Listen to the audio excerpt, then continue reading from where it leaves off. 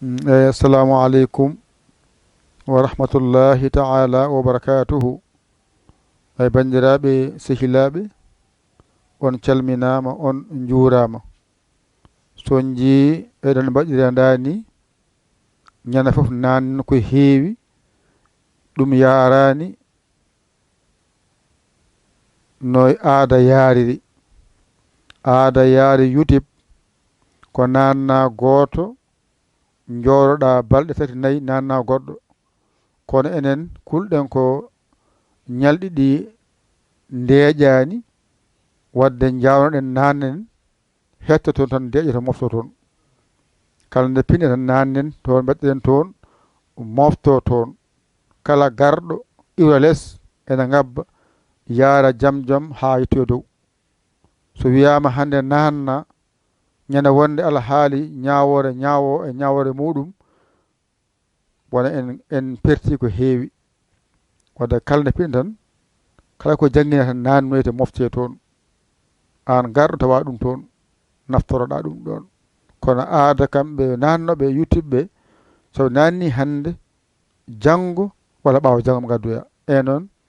jogiɗon ko yaadu men banggue enen ken jangguinoɓe daiman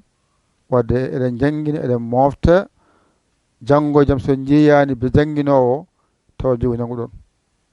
Joni noon garen alluwa men kadi hande noon ko yiɗo mbadi gareɗen jangguinde holɗum ay sa waɗi ni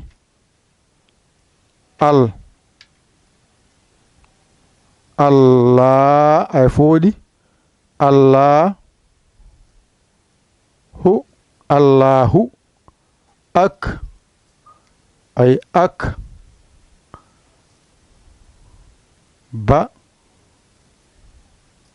baru ay ɗo ko al, ɗo ko laa, ɗo ko hu, ɗo ko ak, ɗo ko ba, ɗo ko ru. Wona Allahu akbaru. Ay hayɗo sa waɗini a waɗini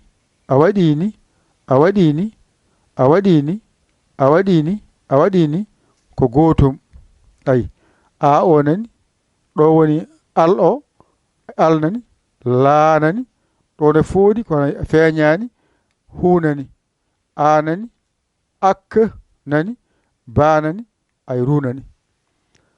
Ko ni wiyete mbasen wiide Allahu akbar. Mbasen wiide Allahu akbar.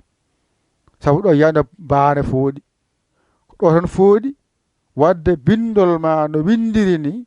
saɗa janga jangir noon. Allahu akbaru. Allahu akbaru ne wiyete. Saɗa juula eto wiide Allahu akbaru. Ay Allahu akbaru. Gane Allahu akbaru. Ay akbaru. Mbasa wiide ni ko bone. Allahu akbar. A baɗi bone. It oɗo fooɗetake. A wiyata Allahu akbar. Ɗo ko bone. Hoto wiyan ni. Holno mbiyata ni Allahu akbaru. Allahu akbar. Ay saɗa juula wi tan Allahu akbar. Gasi Allahu nani, Allahu o ko ɗo woni, akbaru ko ɗo heedi. Wona a gayni ɗo ne ko ɗo woni Allahu, ɗo woni akbaru. Gasi on paami. Mbasen wiide Allahu akbar, Allahu akbar. Ala itten oɗo ittemo hawa laaɓa cer mbaso waddamo hen Allahu akbar tan oɗo iwi haa laaɓii cer mbaɗaa tan raamanani uumanani wona ru baru on paami ɗon ɗum ɗo teskuya kadi wonirta koye aɗa jannga binndol wadde ko kaalata ɗemngal maa ko yo windoro noon on paami ɗon allahu akbaru ɓe hen mbiya allahu akbar ko wayni joni so a wi joni allahu akbar selli ay allahu akbar gaane pular mbaɗani al lahu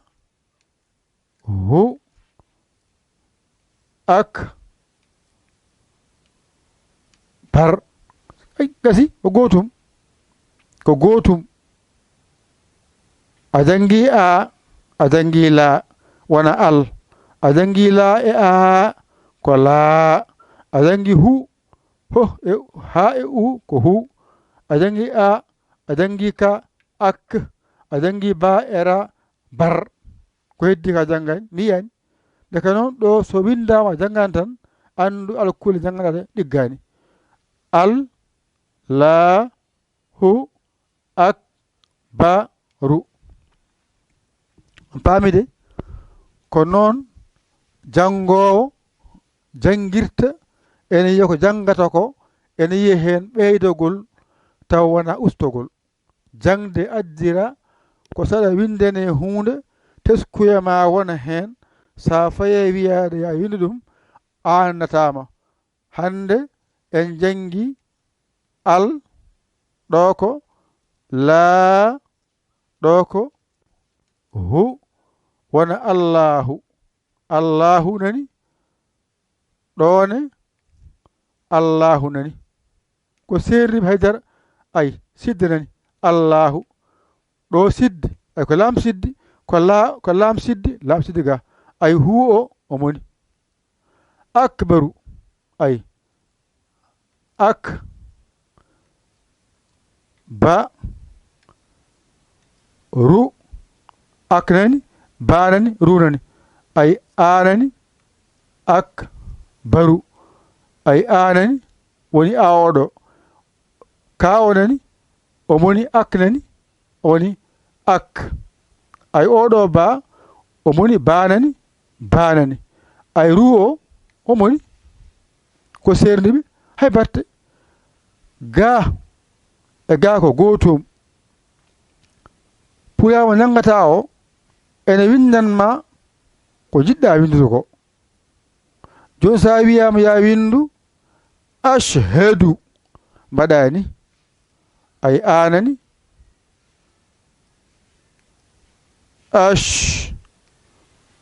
ay mbaɗa du ay du ay an nani laa pooɗa laama laa i laa pooɗa ay ashhadu an laa ilaha ayde il lal laa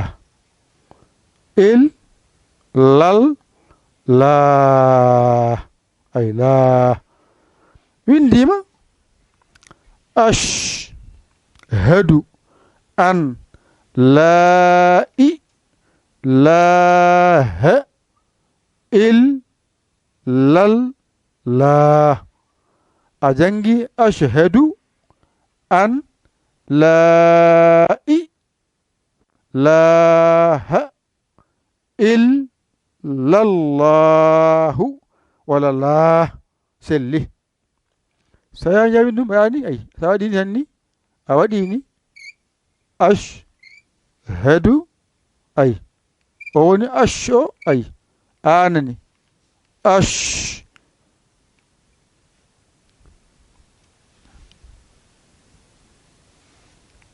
ay ashhadu ay an la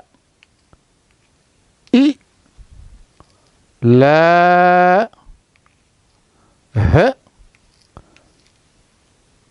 ay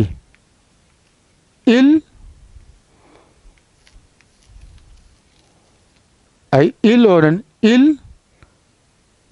lal ay lal la ko lahu wonno kono a wi ɗum joni a andi no gawayni tan non gaway mbasa wiide ashadu ala an la ilaha ala rew bindol ma ngol no windiri ni jangirano tan mbawira noon mbiya ashhadu an la ilaha illallah gane ko ashhadu an la ilaha illallah ko gotum ashhadu an la ilaha illallah ashhadu an la ilaha illallah ashhadu an la ilaha illallah ashhadu an la ilaha illallah ashhadu an la ilaha illallah ko bindol ashhadu an la ilaha illallah on paami ɗon de joni noon tawden paami ngaren hankadi binden ɗum laawol gotol ɗo mbawata ɗum jangude mbawa ɗum wanjitade tawda hollama a famminama a waɗama famminande a faami hankadi noon binden ɗum mbawa ɗum wanjitade wasa annudema hankadi noon bisimillah mi ari hen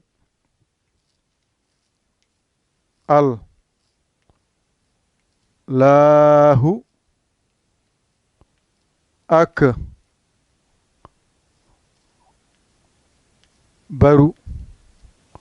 onji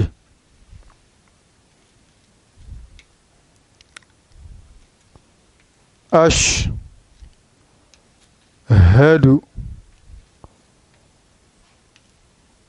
an la ilaha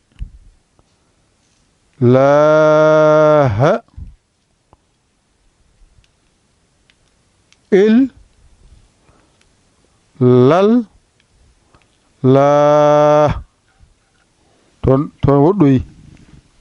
momten ɗo ha jiiɓoyade ganda kam ashhadu ɗum ɗo itta hara jiibde ɓe ganda kam ashhadu an la ilaha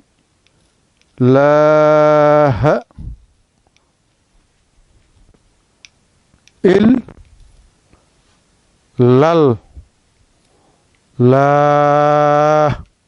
kasi ɗum ɗo kay saɗani ko bindol tan windi ɗum ɗum ɗo ko bindol windi ɗum ala ko woni hen ka jangano ala ko woni hen harfere nde a jangani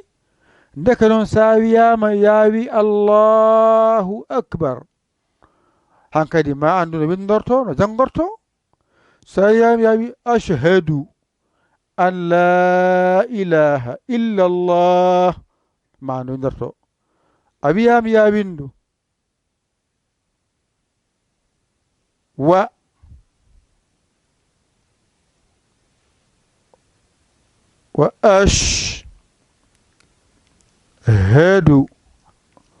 ashhadu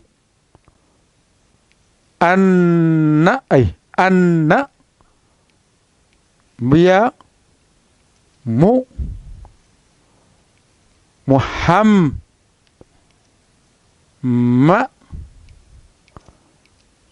dan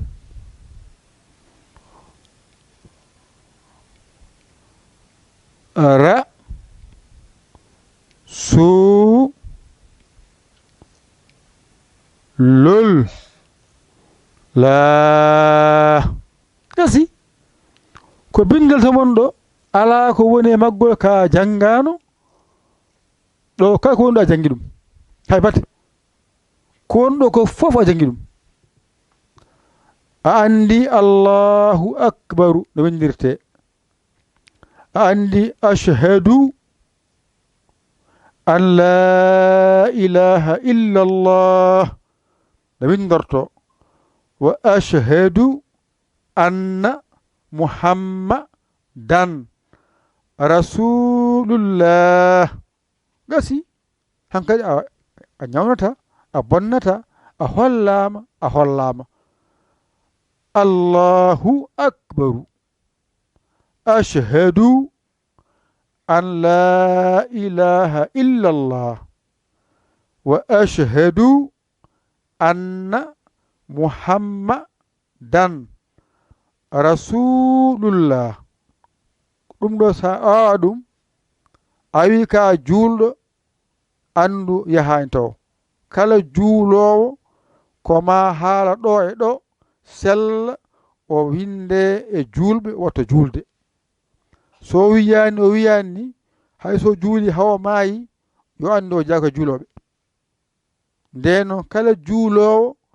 koma wi ashhadu an la ilaha illa allah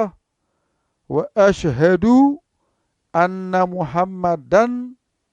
rasulullah gasi heewani on sahata juulo mbiya allahu akbar sellanma ga allahu akbar nde sellata koma ngara mbiya ashhadu an la ilaha illa allah wa ashhadu anna muhammadan rasulullah gasi ɗum ɗo wañito ɗum janga heewani ala ko woni ɗo ka janngano wadde bindi ma ɗi janngunɗa ɗi ɗo ɗi paaruma binda janga ɗigga a ronki haalde ƴeewa bawɗo ɗum takkoɗa sara makko omo haalanma ha ndewa hen mbawa ɗigginde windandema ƴettu kuɗol ma e karne ma mbañitoɗa janga ɗigga ko kala windande ara e maɗa a woni himme ma nde hidata wawi jango kewa goɗɗum haajuma yo wone diina ma woni hoore haajuma diina ma yo won hoore haajuma wadde pulaar mo jangateno ndewnanmo e nder jangde men diine men pulaar men ndewnenmo e nder diine men hatta eɗen janga pulaar men e nder diine men hatta eɗen janga pulaar e nder diine men keɓen diine men keɓen pulaar men keɓen diine men kadi keɓen pulaar men hoto men pulaar men ɓolo ala ɓamten diine men e nder pulaar men jangateno nawe mo to diine men to kutorɗen mo toon ala ko wonɗo e alkulɗe a janngano a artiri e diine maɗa sa wi allahu akbar a winnama baraji ko sa wiɗon mbeewa en nagge en wowru en ko nafa maɗa hay batte wowru en mbeewa en nagge en nafatama ko sa wi allahu akbar a mawnini allah keɓa baraji sa wi ashhadu an la ilaha illa allah a jangi hen pulaar maɗa kadi a wi hen kadi a haali wonde mbeɗa seedi wonde dewte ala so wona Allah ndeg ay haali pular a wi mbiɗa seedi wonde dewte ala so wona Allah gasi gana mbiɗa wa ashhadu anna muhammadan